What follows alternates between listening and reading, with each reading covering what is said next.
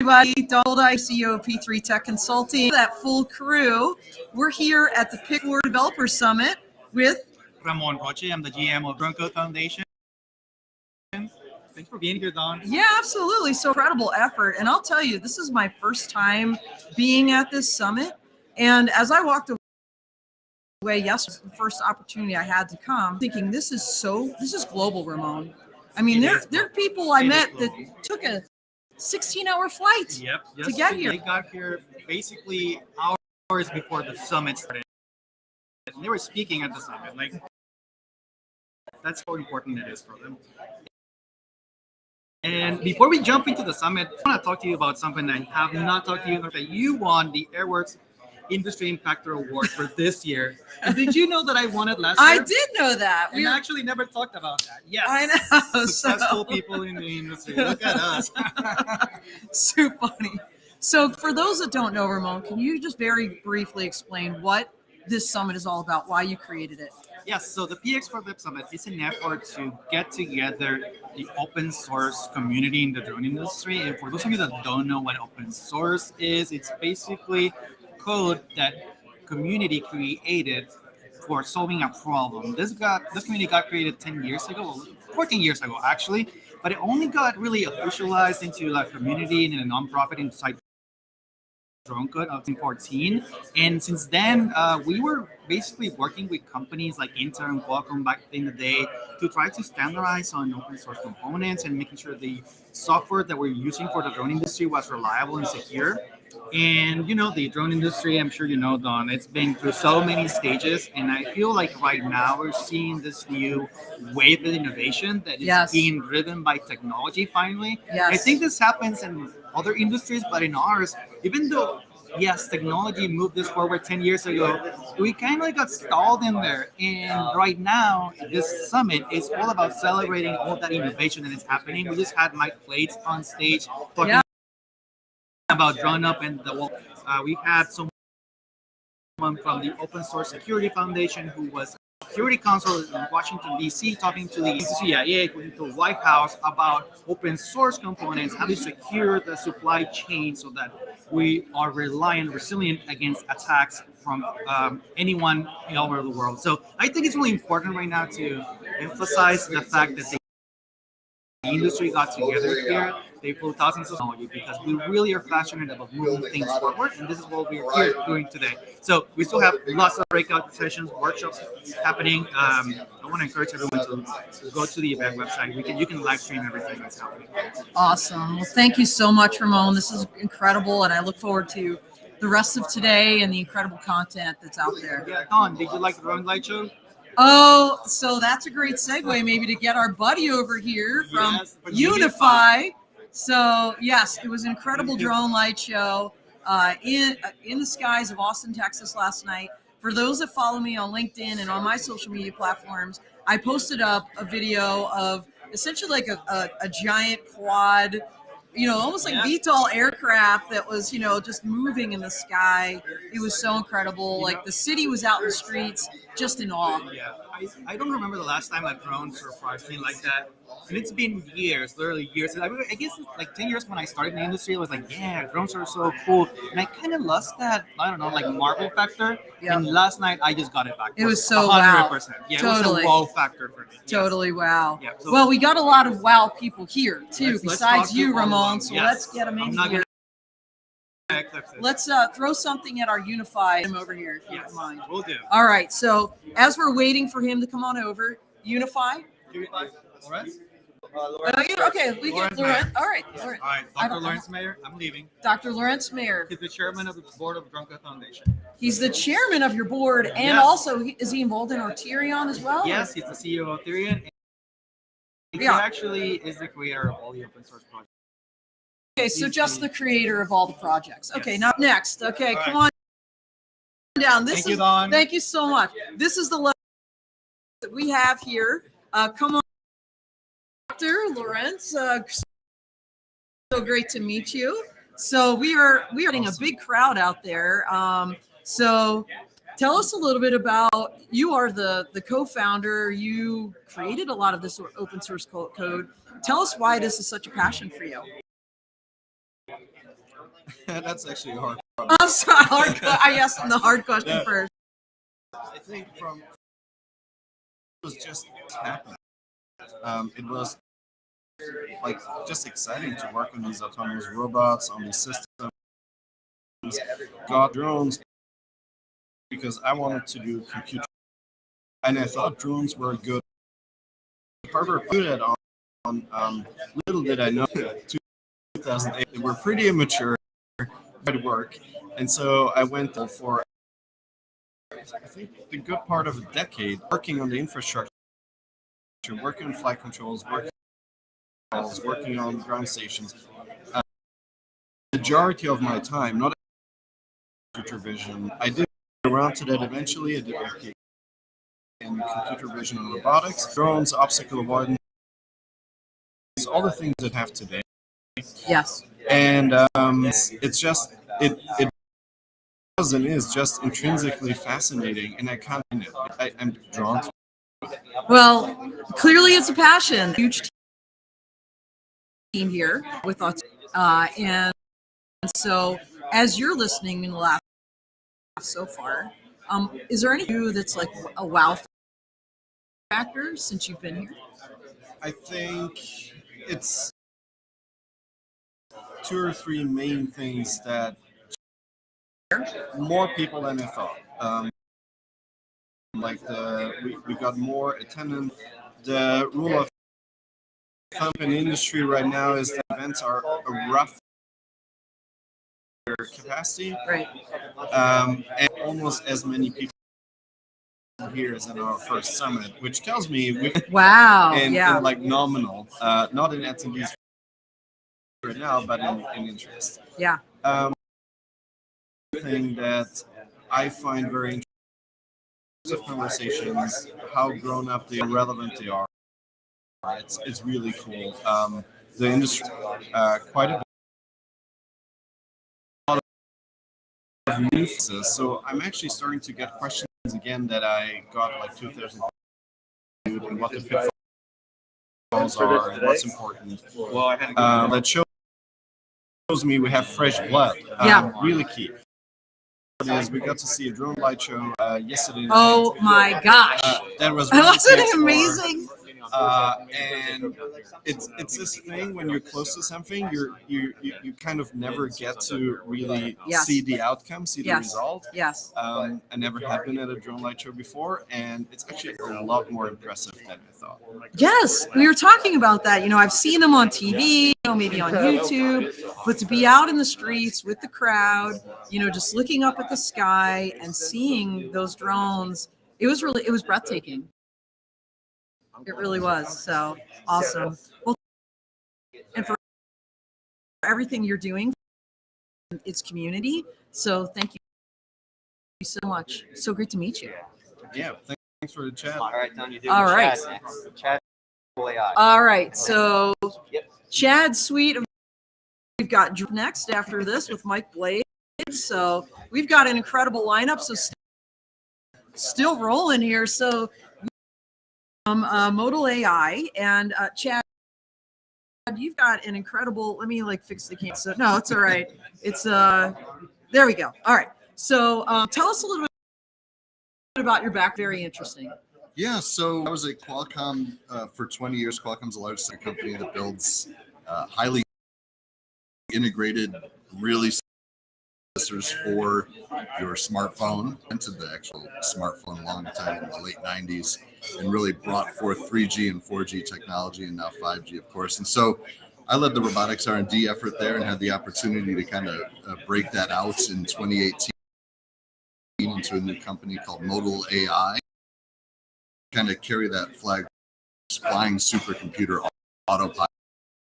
And so Yeah. really our focus is drones and a good job helping accelerate the market towards achieving. Have absolutely. I love showing. So maybe we can get an example of your product as we're talking through it. But you did it today, talking about what you're contributing. Why are you actually here at this particular summit? What's the plug-in? Well, we're big supporters of PX4. We use PX4 across all of our products, and we've actually we've started a new, you might call it a target if you're going to be a developer. We have a new target with our Voxel 2 platform that runs PX4 natively inside of the DSP. And that actually was built off of some work we did with Qualcomm last year called the Qualcomm Flight RB5 5G reference drone. So yep, that made a big splash, by the way. There was a lot of press on that. And it's exactly, and so it really pushes the market and the state of the art forward in terms of what kind of computing you can carry on your drone, what kind of computing you can perform at the edge. We're showing a demonstration here live of 5 neural networks running concurrently at like 30 frames per second. Really like a ton of computing, pretty intense. People kind of think you can't do that on this class of processors, but there's like 15 trillion built in to go handle a lot of a bunch of image processing, video. These are flying cameras, and so we integrate well. And I think you have a look, like maybe show us kind of like, okay, look about like size swap, right? This is what we're talking about. This is what's embedded in hardware, right? In drone hardware. And Chad and I were talking yesterday. Defense Innovation Unit, actually, they when they think of that, they think of drone, think of Blue UAS, but they're a program that actually certifies the components as well to be blue because they're cyber secure, they're approved by DIU to go into drones.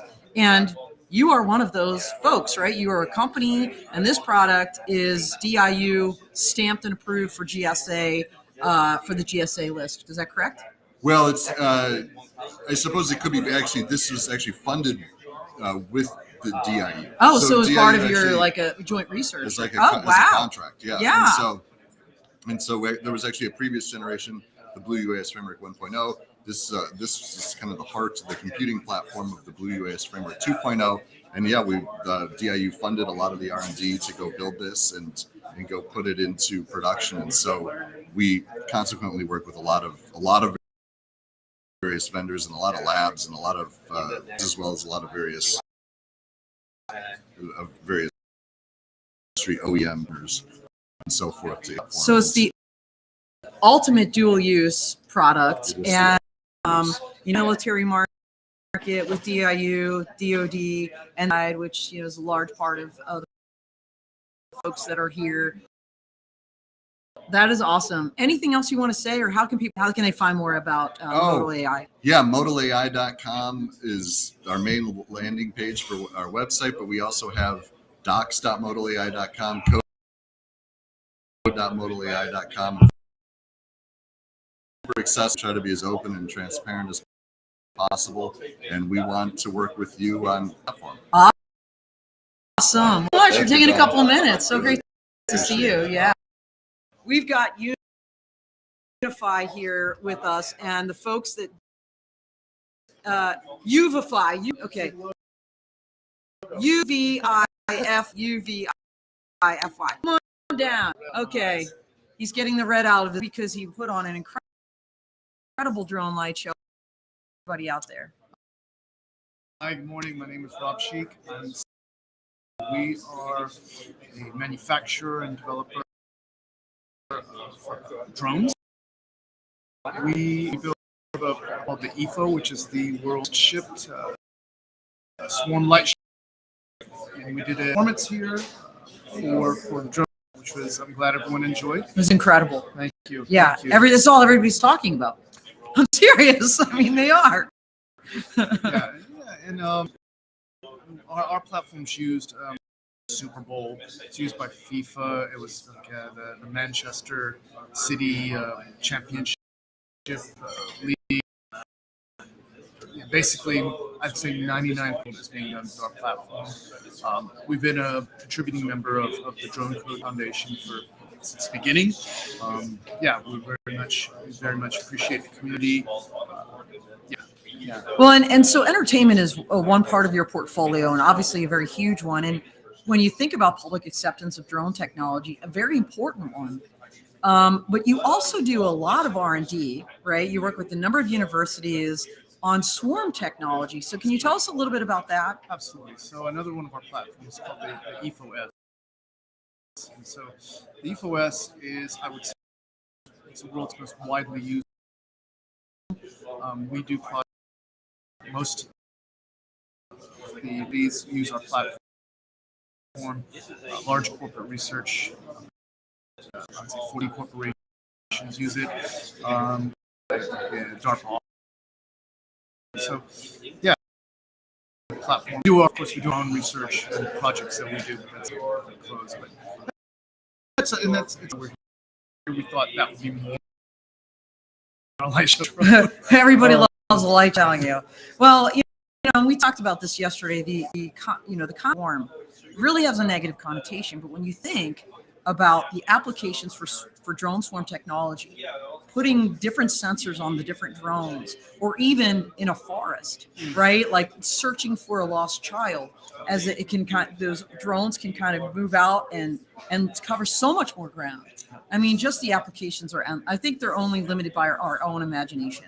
Yeah, you're correct. So, I mean, and that's the thing, the perception, I think, is there's some videos that came out that just kind of spooked everyone, it's a kind of fear-mongering. Well, and commercials. I remember, I think it was a Geico one where everybody's like in the lobby at the end of the day, going to their cars, and they walk to the car, and the drones are like, it's almost like the birds, the Alfred Hitchcock movie. Absolutely. But that's not the point. There's so many drones for good uses that can come out of this. Absolutely. I mean, you can think of some applications for not just for, like, let's say marketing or advertising, which our medium is becoming the go-to choice, because no matter what, cars are stopping, people are looking, everyone's going to look, and that's an advertiser's dream. Yeah. But you can have other applications, like, let's say, and it doesn't matter your political view, like, let's say at the border or the U.S. There are people absolutely. that are dying in the desert. There are. And so you just put up a sign, or some refugees, and say other parts of the world, like there's fresh water over there. It's a sign, or you're a backpacker and you're lost, your mobile doesn't work. Yes. You put that up, like, go that way.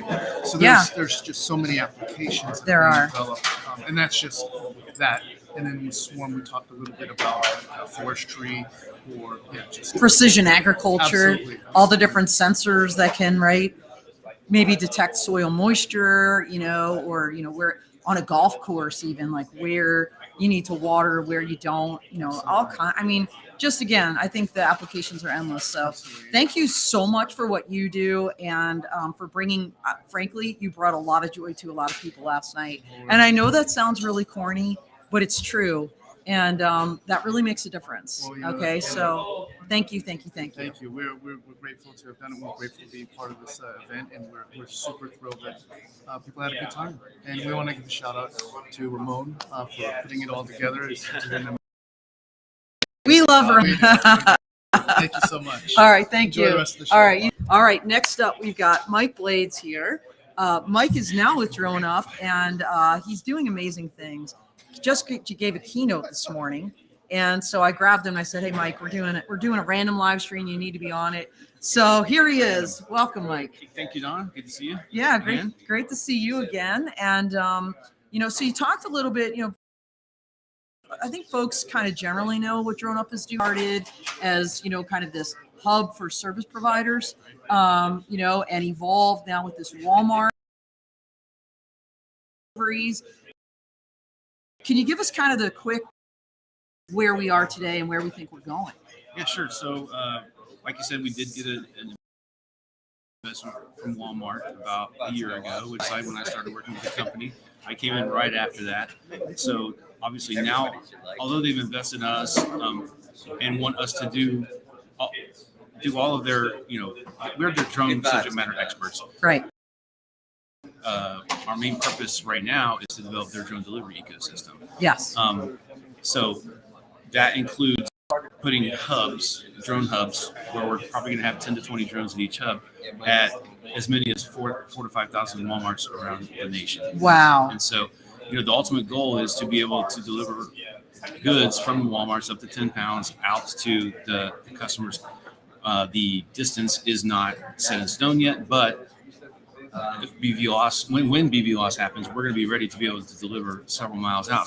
So if you can imagine like a hub and spoke system from every Walmart in the nation, that infrastructure really gives them sort of an advantage over other companies trying to do the same thing that Absolutely. don't have that infrastructure already set. So Yeah. our to set up that ecosystem for them, but also our original business model, which was contract services, we want to keep that just because when we have a hub set up, which is basically a little drone airport to Yeah. Walmart, we don't have to just keep delivering drones in it. We can put other types of drones in there, and we can do other operations, and the revenue streams that we create from those operations can offset the delivery costs. And so obviously our metric for success from Walmart is driving the cost per delivery down to zero. Yeah, as yeah. close to zero as possible. But the farther down we can drive that, the better off we are. And we are not limited to Walmart. Walmart said, look,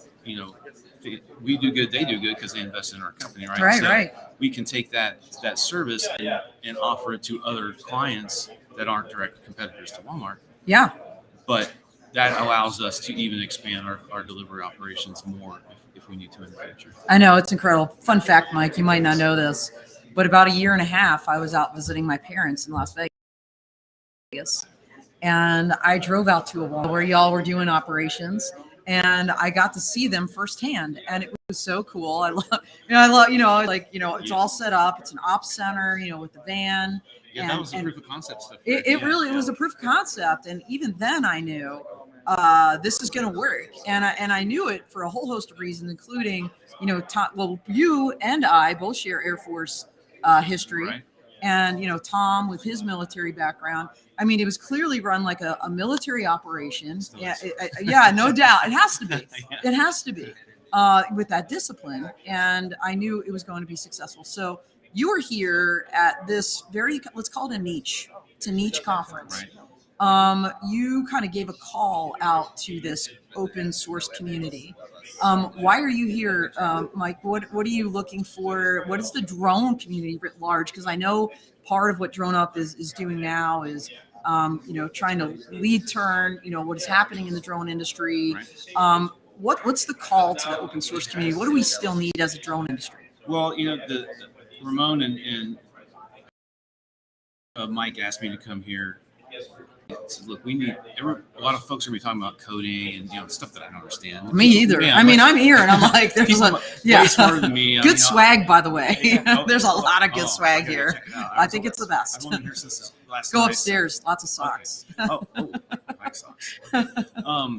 So right now we are using PX4 and Pixhawk for our autopilot and our drones. Now we could change that, but the reason we like the open source is because obviously you have a bunch of developers working on it all the time. Yeah. We don't have to employ a bunch of software engineers to do these things for us. Right. And the advantage of PX4 as opposed to it's other open sources that while the update improvements in the code is given back to the community, there is opportunity to do customizations.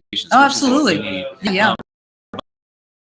But the open source portion of that is because we don't have to wait on our software development team to do this or that. It's already done out there. So yeah.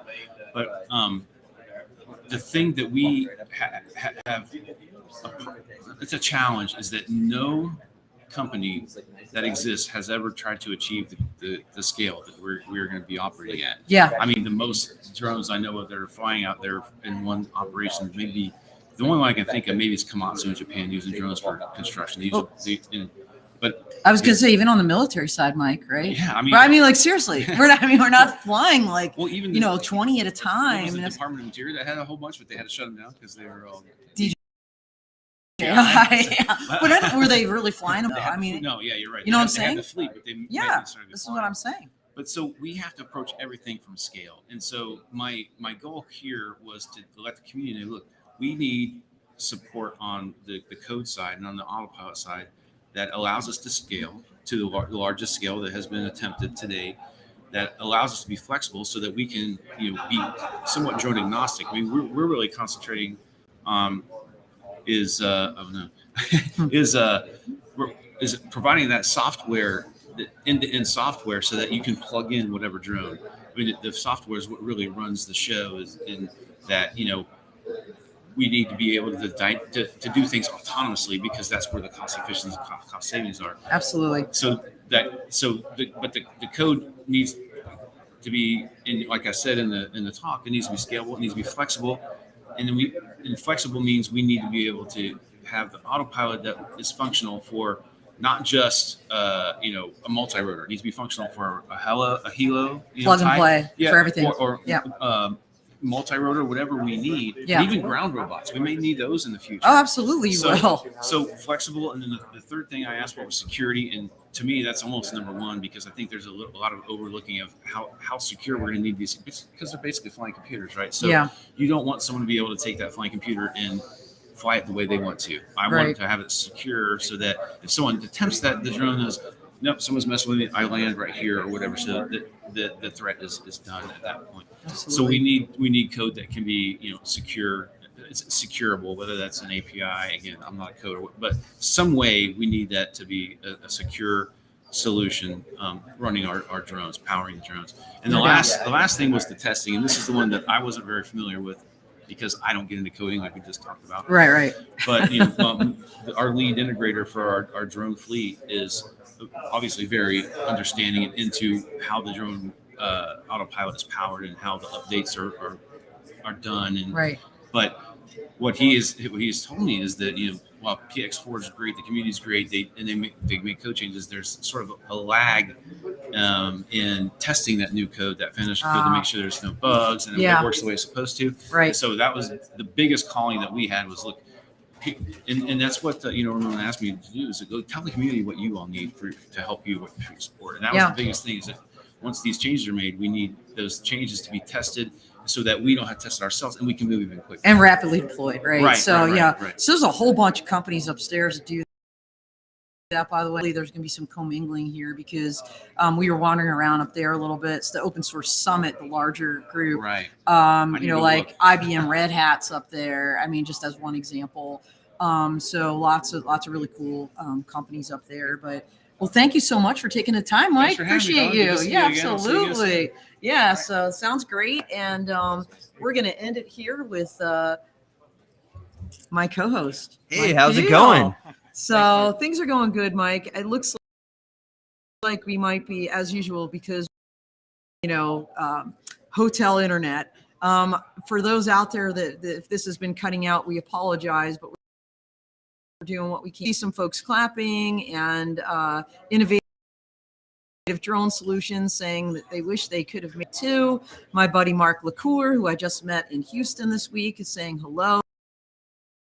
Also from Houston, we've got folks coming in from across the world. That is. So yeah, absolutely. And question was, is it compatible with Mavic 3? If yes, what's the price? Oh, I bet that was probably a question for Modal AI. It probably not, I would assume. I'm not sure, but you could find Chad. Oh, I'm seeing in Ramon is behind the scenes, like shaking his head. As you're asking, is that Modal AI compatible with the Mavic 3? And the answer is no. And Chris Wedgeworth, our buddy, is out there. And we got some folks on LinkedIn giving us clapping emojis. So you're having a good time, Tom? I'm having a great time, honestly. This has been really unique, like I said. And I'm really glad I diverted from Houston before heading back to Colorado. Taking the tour this week. I got to see Buc-ee's, which I guess is a Texas place to go. So how's it going for you, Mike? You're helping. Well, I'm doing working with my friend Ramon, who actually that's really where our friendship got solidified. It was an amazing invitation. And that event really kind of kickstarted my understanding of what the open source drone community actually means for the industry. And it really is the place where all good ideas get started. All the good ideas actually are able to go into these actual business use cases that the business leaders on our other podcasts. So I just love hanging out with developers. They've got the best vibe. They're real. they're definitely up front. Um, because time to actually, go through and get this stuff done, do the hard work that makes this amazing technology feel magical to the point where we could have drone show that we had last night. Oh, the best swag. So it's the Drone Code Foundation stickers. There's more stickers here than Okay, so this is like their amazing. Look at this. When I say the swag here, but on with a boatload of stuff, and it's Coders always have best swag. Tech conferences definitely have the best swag.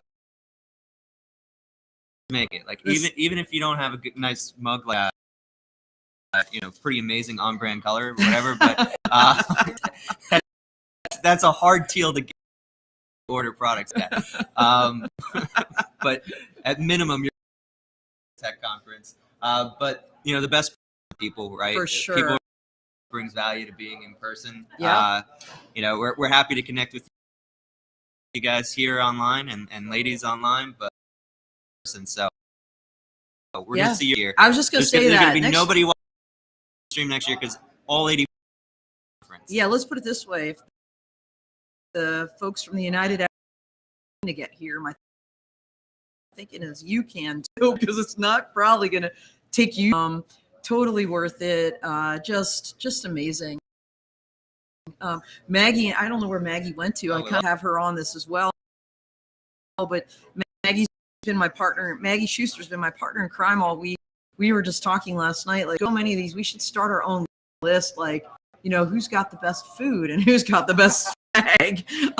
So far this swag, the vibe is incredible. Party. They were out until like 1 a.m. I know. I think nerds are the best of us. Work hard, play hard. That's all I'm saying. Gotta look at that comment. There you go. Work hard, play hard. So maybe like the couple minutes we have left. Do you want to tell everybody a little bit just before we dial off, kind of what we're doing with the crew? With Chris Cornati. Yeah, Air and Chris Cornati from Mission Go. So the full crew is our news. Aren't like subscribed to that? You should. It's fullcrew.io. You'll get notifications every Monday, 9 a.m. Eastern. And we're from the headlines. Really, it's our guests that are picking what they want to talk about, and everything from baristas to drones being used to lure orcas with acoustical sounds out of a river, into the ocean. To job cuts in tech, to industry trends in the drone industry. We've been very fortunate to have amazing, and then we have our Twitter Spaces coming up this week, with return guests. So we've got General James Pastu's coming back for Twitter Spaces. So this will be the first time you're ever going to hear a general anywhere from the United States military on Twitter Spaces. Not only that, ground here. He's a former intel. Couldn't even sign up for Clubhouse. So I'm just saying the fact that he's going to Spaces is a big deal. So Major General Pod, Danielle Gagne, storyteller for Vlad. And so we'll be talking about, all the looking at this month, but also a couple things that they're going to table. So join us there. And Dawn of Drones next week, round out. A new month. We are. No, we're. And we're going to have Julie from Avtrain. She's from Ireland. And oh my gosh, on Clubhouse yesterday. I could not keep up with this woman. Okay, quick. Started out in aircraft maintenance, then became a commercial airline pilot for 10 years. Did drone safety. Went to China for a couple of years working in investments in drones. Came back to Ireland, started Avtrain, and they are the leaders in beyond visual line of sight in Ireland. And not only that, started up a second company, Vertex, for advanced air mobility training. So if your mind isn't blown just listening to that right now, I don't know what can blow your mind. So you should totally join us Dawn of Drones live every Wednesday, 9 a.m. Mountain, 11 a.m. Eastern on Drone Life TV on YouTube. So check out our sister platform there, and the crew and the Tilt Tech Industry Wednesday. Monday, Tuesday, Same Wednesday, time every Thursday day. Clubhouse every week for us. So anyway, all right. Yeah. What do you think? We're gonna say out here. All right. See ya.